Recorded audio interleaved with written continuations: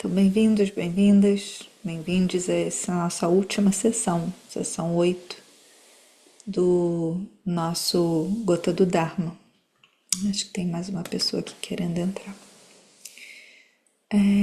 Hoje a gente vai encerrar esse ciclo, né? Um ciclo de 8 sessões, onde eu tive a alegria de ter a companhia, não só de vocês, mas a companhia também de vários professores, professoras que vieram de convidados, né? E para mim foi uma oportunidade de dar um passo firme na direção que eu gostaria que fossem esses encontros, que eles tivessem outras pessoas também facilitando, né? Inclusive vocês, se um dia alguém tiver algum tema, algo que queira trazer e oferecer, eu acho que aqui pode ser um espaço também de experimentação, de trazer Dhamma de várias formas, né? E ser um pouco como as abelhas fazem o mel, né? Elas, cada uma traz uma contribuição. Então, eu vejo aqui como uma colmeia, onde a gente traz esse mel e outros professores também podem vir e oferecer o mel do Dhamma, que tem esse sabor que é tão especial, né? Que são vários sabores, na verdade, né? A abelha, dependendo de onde ela vai, né? Da onde ela coleta lá o pólen para trazer, vai trazer uma flor de laranjeira, vai trazer um sabor de outras flores que estão por perto. Então, bem-vindo quem chegou agora. A gente está começando aqui a nossa parte mais depois da prática de pausa. A gente chega e se dá uma pausa de 10 minutos, faz um check-in.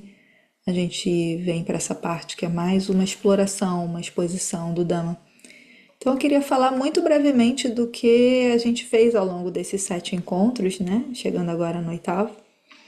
A gente percorreu isso que é chamado a via direta para a purificação dos seres, né? Que é no Satipatthana, nesse discurso que o Buda explica os 4 fundamentos da atenção plena, 4 objetos de meditação que a gente pode usar. O Buda fala detalhes sobre esses 4, né? Primeiro ele fala, o primeiro é o corpo. Você contempla o corpo, internamente, externamente. Aí ele dá um monte de detalhes. Depois você contempla as sensações do corpo. E ele explica quais são. E a forma de contemplar a sensação. Depois ele explica, você contempla a mente, os estados mentais. Ele explica cada estado mental, né? E aí, por último, ele fala, você contempla os fenômenos, o Dhamma, você contempla os ensinamentos na sua volta e dentro de você. Então, você contempla leis, né? As 4 nobres verdades, os 5 obstáculos, os 7 fatores do despertar. Você vai contemplar uma coisa que é uma ideia, mas de uma maneira real, presente, na realidade, encarnada, né? Na natureza à sua volta, em si mesmo, nos objetos, nas relações. Então, é como se ele desse pra gente 4 opções. E aí muita gente medita só na respiração. Muita gente medita só no corpo, né? E ele oferece esse leque de possibilidades. É um professor muito hábil, né? Então a gente fez aqui a primeira prática, né, desses nossos encontros. A gente ofereceu a prática ligada à respiração, falamos como seguir a nossa respiração, como perceber o inspirar, o expirar, a pausa. Cada um vai sentir de uma maneira. Então a ideia é de que a gente possa usar a respiração como âncora. Depois a gente falou das posturas, sentado, em pé, deitado, caminhando. E outras coisas, lavando louça. Não sei se vocês lembram que o Daniel explicou todas essas posturas, né? E inclusive demonstrou algumas delas. E ou seja, a gente não tem desculpa, né? A gente pode praticar fazendo qualquer coisa. É claro que o grau de concentração que a gente vai encontrar vai ser diferente lavando louça e sentado, né? Podem ser graus diferentes. A gente falou de ações, né, cotidianas com atenção plena, e aí falamos dos 4 elementos. O elemento terra, a solidez, o peso do corpo, poder meditar sobre o elemento terra dentro e fora, no ambiente. Poder meditar sobre a água, elemento dessa fluidez, umidade, dentro e fora. O elemento fogo, calor, o frio, dentro e fora. E o ar, esse movimento e essa textura desse ar que entra e sai. Também é possível meditar internamente e perceber o ar à nossa volta, os ventos, né, os vendavais. Então, o 4 elementos nos dá uma base muito real, assim, eu gosto muito pessoalmente. Às vezes eu medito só nos elementos. É o que mais me ajuda a não me perder.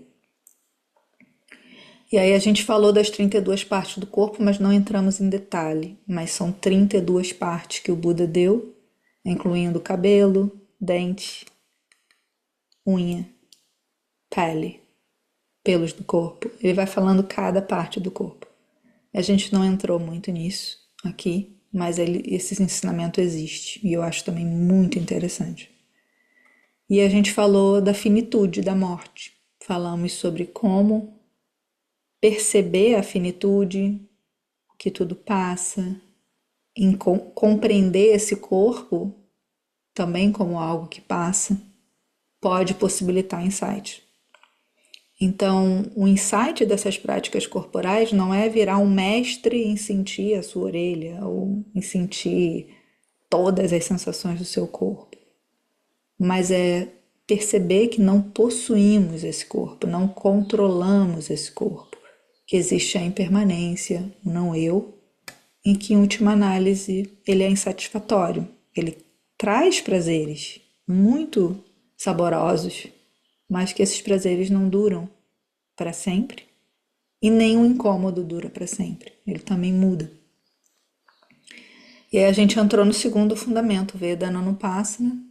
O primeiro era Kaya Anupassana, Kaya, corpo, Anupassana, atenção plena.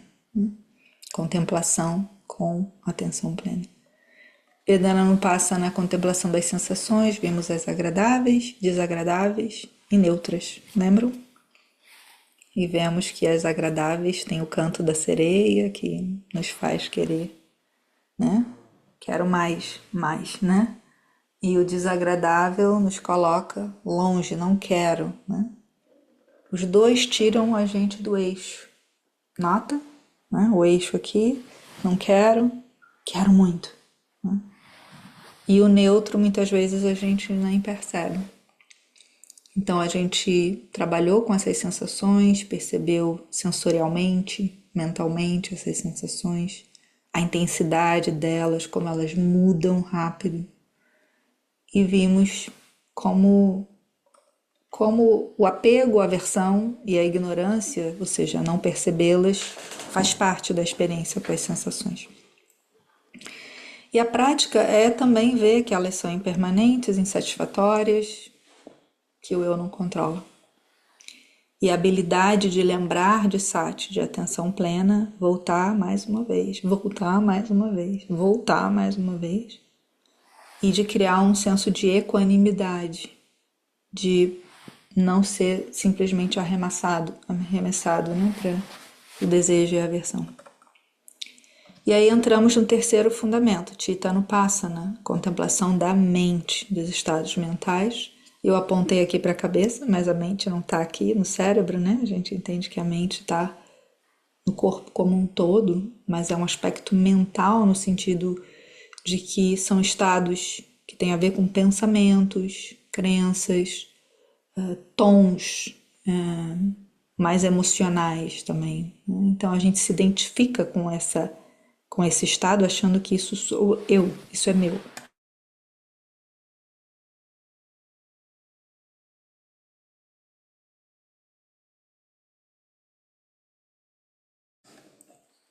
Peço desculpa, que aqui também tem um estado impermanente de alergia.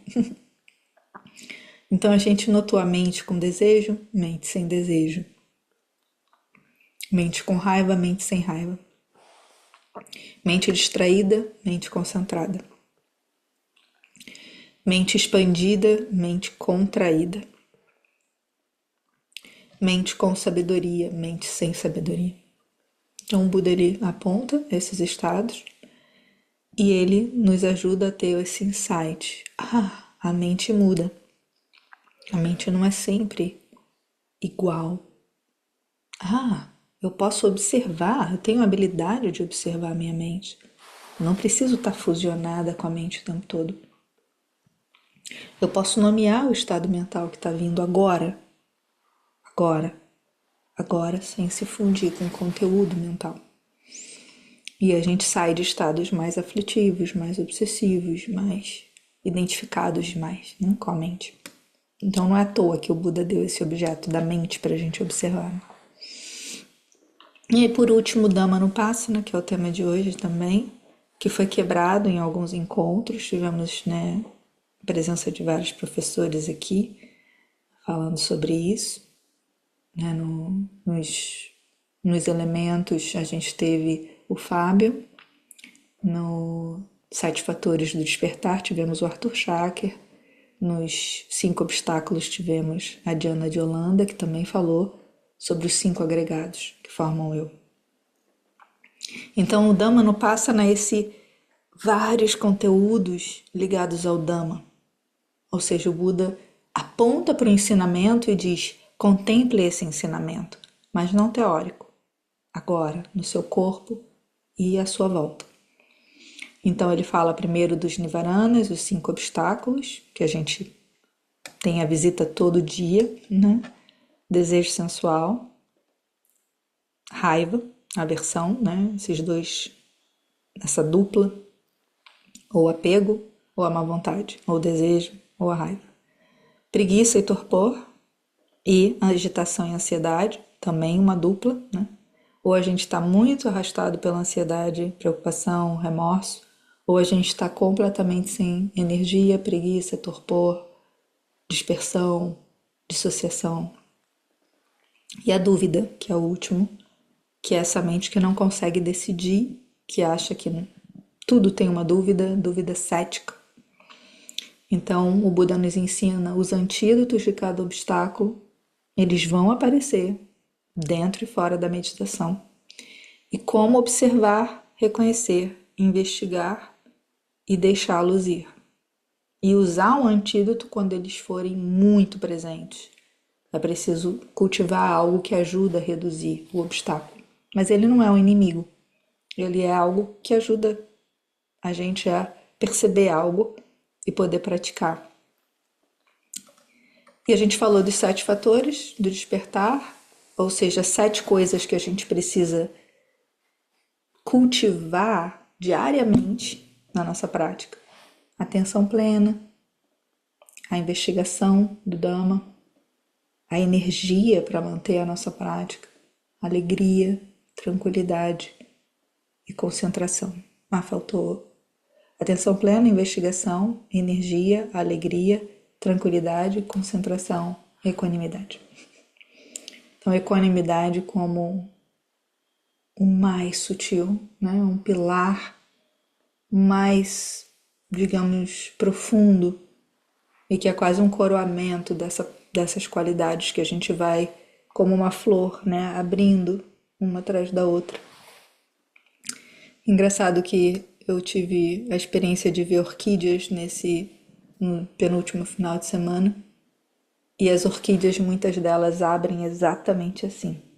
Primeiro as flores de baixo, da haste, e a última a abrir é a que está lá em cima. E quanta energia para essa flor poder florescer e abrir. Muitas flores até desistem de abrir um ano para abrir no outro ano, porque é uma energia muito grande para despertar, né? Para abrir. E por último, as 4 nobres verdades, que é o tema que desemboca hoje, que é um tema que o Buda dá como uma contemplação. Pensem sobre as 4 nobres verdades. Cultivem essas 4 nobres verdades, compreendam, realizem e de alguma forma se libertem, né, desse sofrimento, que é a primeira nobre verdade, a causa do sofrimento, que é a segunda nobre verdade, desejo, aversão e ignorância. Vocês precisam compreender e se libertar disso. E a terceira nobre verdade, a liberdade, a capacidade de cessar o sofrimento. Ele dá essa indicação, é possível. Então compreenda isso e realize. A tarefa da terceira nobre verdade é realizar a cessação do sofrimento. E a quarta nobre verdade é como se fosse um mapa, né?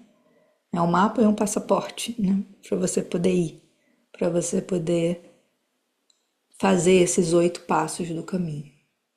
E aí a gente pausa um pouquinho, sente como o corpo tá ao ouvir tudo isso. Talvez fechar os olhos um pouco, se quiser. Imaginar esses 4 fundamentos da atenção plena: corpo, sensações, mente e damas.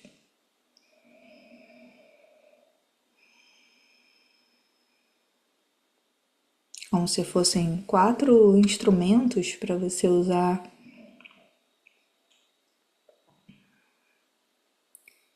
4 utensílios. Podem ser para cozinhar, para fazer uma obra, para usar como um remo na sua jangada.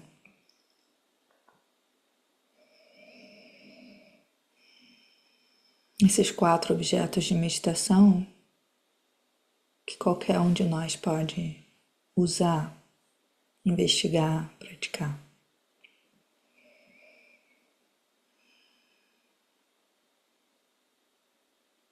E sem ter a obrigação de decorar tudo isso, apenas sabendo que esses ensinamentos estão vivos hoje para todos nós.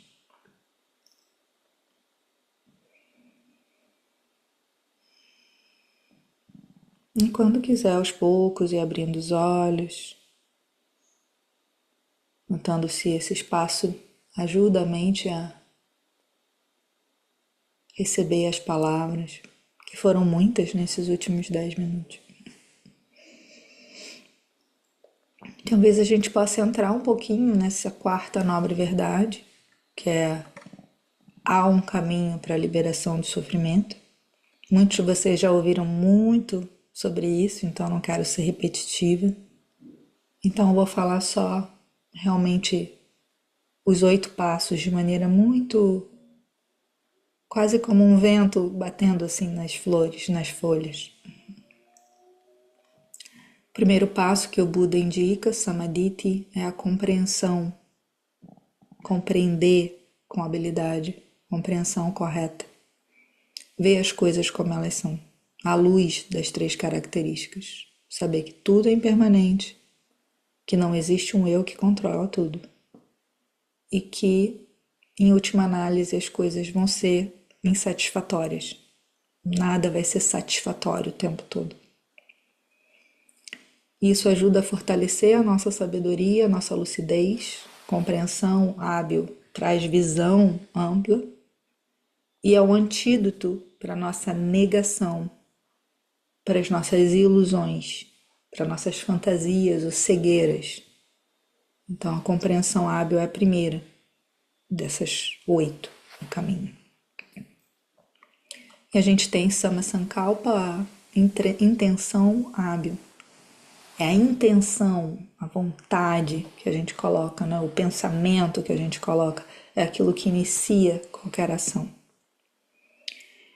E a intenção correta, ela ajuda a direcionar a mente com uma gentileza. Ela traz uma certa renúncia. Eu vou deixar isso aqui de lado e vou ficar com isso. Ela tem um sabor de não violência. É uma intenção que nasce não de uma vingança ou vontade de machucar. Ela fortalece o propósito, a nossa integridade, de não prejudicar. E ela é um antídoto para um impulso destrutivo, para a dureza, para aquilo que é automático. Então, quando eu pratico intenção correta, a intenção hábil, eu pratico sair do impulso. Eu tenho consciência da minha intenção. E terceiro passo é a fala hábil ou correta, Samavacya. Vacya tem a ver com discurso, palavra, fala. E ela ajuda a gente a comunicar a verdade com presença e com cuidado. E a verdade nem sempre é agradável.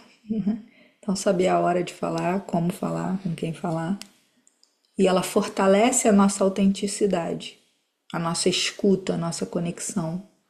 Não é falar bonito, é falar de um lugar de verdade. E ela é um antídoto para manipulação, para fofoca, para as palavras que ferem. Então ela é importante, ainda mais nos dias de hoje. Né? Ação correta, Samakamanta. Ação, kama, tem a ver com agir de modo ético, de agir de modo não violento comigo e não violento com os outros, que às vezes a gente quer ser não violento com os outros e é violento consigo, né? E aí eu falo muito para as mulheres, que a gente é muito boa nisso, né? Ser violenta conosco. Fortalece o nosso respeito, nossa dignidade, nosso senso de responsabilidade pelas nossas ações. E é o antídoto para a culpa, para o arrependimento, para a desconexão. Muitas vezes a gente não quer saber o impacto da nossa ação, vai fazendo, né? E trazer essa responsabilidade é importante. E o meio de vida, Sama Adiva, é o trabalho, é saber escolher um trabalho que não vai me levar a quebrar todos os preceitos, mentir, roubar, matar, explorar, usar drogas intoxicantes, enfim. Então é se sustentar no mundo, sobreviver no mundo com coerência sem causar dano. É assim que o Buda explica. E a gente pode ir além, né? Talvez um meio de vida que me ajude a proteger a vida. Então fortalecer a coerência, a simplicidade, a ética, ele ajuda a gente a fortalecer isso. E é um antídoto para a exploração, para a ambição cega, para essa dissonância entre eu falo uma coisa, mas no meu trabalho eu faço outra, né? Então fica meio incoerente. Trabalhar com venenos, armas, exploração de pessoas, por exemplo. E o esforço correto é o sexto, Sama Vayama. Vaya tem a ver com, é como se fosse um vento, né? E esforço é o que eu ponho energia para cultivar o que é hábil e prevenir o que é inábil. Então, assim como um jardineiro percebe quando tem ervas daninhas, consegue tirar antes delas tomarem tudo, né? E poder proteger o que é bom, o que é hábil dentro de si mesmo. Fortalece a nossa persistência, nosso entusiasmo, nossa sabedoria. E é um antídoto para um jeito passivo de viver, um jeito ou rígido demais ou passivo demais. Ah, deixa pra lá, deixa acontecer, ou tem que ser desse jeito, né? O esforço correto, ele bota uma direção e um equilíbrio no esforço. E a atenção plena é o penúltimo, Samasati, Sati, que é o nome feminino de atenção plena. É o estar presente, é ser gentil com o que surge, é uma mente e um corpo que estão juntos, não estão separados, a mente fazendo uma coisa, o corpo outra. E fortalece o nosso discernimento e ter um espaço interno. A atenção plena é essa âncora, esse ter um lugar, né? Saber que às vezes a gente está aqui, vai para lá, e vai para lá, e vai para lá, e volta para esse lugar, para essa verdade, para essa âncora. E é um antídoto para a distração, para reatividade, para tudo reagir no automático, ou para uma desatenção crônica. É essa mente que está sempre desatenta, ela nunca consegue pousar, ela está tão aflita, né? Que ela não consegue pousar. E por último, a concentração. Quando a atenção plena ela fica, ela vai ganhando, que nem um rio, vai ganhando tamanho e ela vira Sama Samadhi, ela vira um fluxo estável da atenção numa direção só, né? Não indo para lá e para cá. E essa concentração pode se expandir também e criar estados de uma mente unificada, absorta, absorvida, estável, né? Quando a gente sente, algumas pessoas falam, parece que eu fiquei uma pedra, né? Não me mexo, ou parece que eu fiquei expandida como uma nuvem, né? São várias sensações que as pessoas relatam nesse estado de concentração hábil. Fortalece a nossa calma, nossa clareza, nosso contentamento, porque dá um contentamento entrar em estados assim, e não é um contentamento com prazeres externos, é um contentamento com algo muito interno. É um antídoto para a exaustão mental. Fazer uma prática que leva à concentração ajuda a restaurar a nossa energia e evita a dispersão. Então, esse é um pouquinho, né? Os 8 passos, assim, muito rápido, mas que é um caminho e que não dá para trilhar sozinho, infelizmente. O Buda ensinou que tem que ser junto, em comunidade, com amigos espirituais. O Ananda, primo do Buda, um dia perguntou, mas, venerável, amigos espirituais são uma parte importante do caminho? Aí o Buda falou, não diga isso, Ananda. Aí ele fala, então, venerável, amigos espirituais são a metade do caminho? Não diga isso, Ananda. Venerável, eu não entendo. Qual é a importância dos amigos espirituais no caminho? E o Buda fala, os amigos espirituais são todo o caminho. Então, não dá para tentar praticar os 8 passos do caminho sem ter amigos que caminham junto. Isso é o que eu tenho tentado fazer nesse nosso grupinho, que às vezes está tão pequeno, às vezes tem mais gente, né?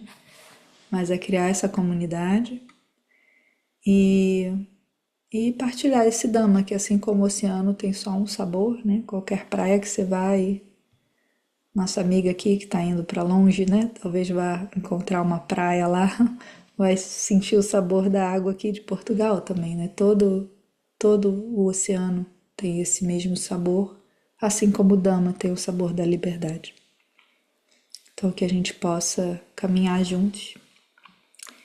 E eu vou encerrar a gravação aqui e agradecer a todos que participaram, todos os professores que vieram aqui, todos os nossos professores, professores dos nossos professores, todos aqueles que dedicaram tempo, estudo, prática, para manter esse Dhamma vivo nos tempos de hoje, que todos possam se beneficiar disso, que todos que estejam em sofrimento possam encontrar apoio, que onde não haja liberdade, que possa vir de novo os ventos da liberdade, que haja paz, que haja paz, que haja paz.